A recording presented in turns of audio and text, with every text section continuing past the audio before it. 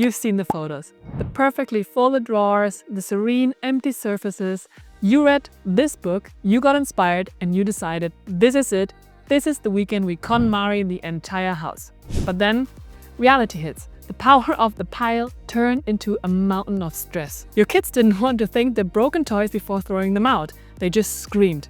And halfway through, you realize you didn't feel any sparking joy, you just feel exhausted. If you have tried the KonMari method with a family and felt like you, let's say, failed, I want you to stop beating yourself up right now. The method didn't fail because you're bad at organizing. As an official certified KonMari consultant, I can tell you what you experience is completely normal. I see the struggle in real homes all the time.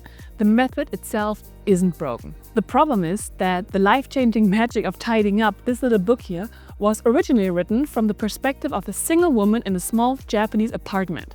It wasn't originally a manual for a chaotic family of 4 with soccer practice, homework, and also a dog maybe. But today we are going to fix that. I'm going to show you exactly where KonMari fails families and the specific adjustments you need to make to finally make it work for your real life. The first major friction point for families is the event per se. Marie Kondo famously says tidying is a special event. You do it once, you do it thoroughly, and never ever again. Ideally, you pile every single piece of clothing you own on the bed at once in a huge mountain. For a single person, that's cathartic. For a parent, that's a safety hazard. When you dump everything out in a family home, you are racing against the clock.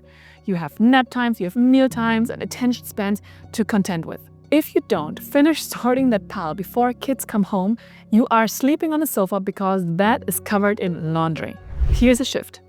Do not do the full category if you don't have the full day. We are going to break KonMari's categories into micro categories. So, don't do clothes, do socks. Don't do books, do cookbooks. This allows you to start and finish a cycle of tidying in 15 to 20 minutes. You get the dopamine hit of a completed task without the panic of a destroyed room. It's still the KonMari method, sorting by category, not by location, but it's paced for a life that doesn't pause. The core of the method is the question, does it spark joy? It's a beautiful metric, but in a family home, utility often competes with joy.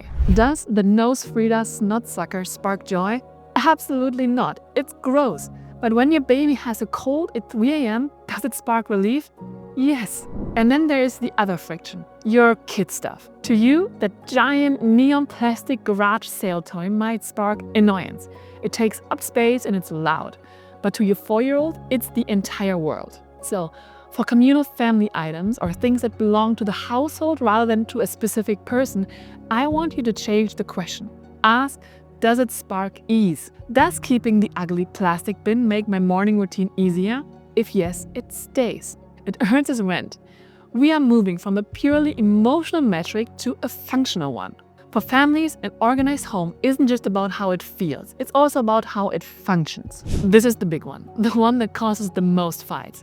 You get bitten by the decluttering bug and suddenly you want to KonMari your husband's t-shirt and your teenager's video games.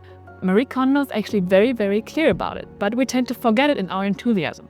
You cannot KonMari someone else's stuff. It's a violation of their space and it usually causes them to hold onto things tighter out of fear. So, in a family, you have to be the lighthouse, not the tugboat. You cannot force them to declutter.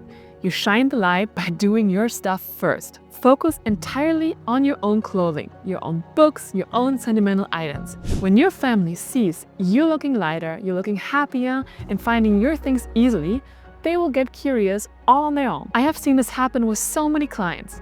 The husband suddenly asks, hey, can you help me with my drawer? Or the kids ask why mom isn't yelling about lost keys anymore. And for the kids, involve them, but honestly lower the stakes a little. So don't ask them, does it spark joy? Because everything sparks joy to a toddler. Ask, do you want to keep this for the future or are you done playing with it now?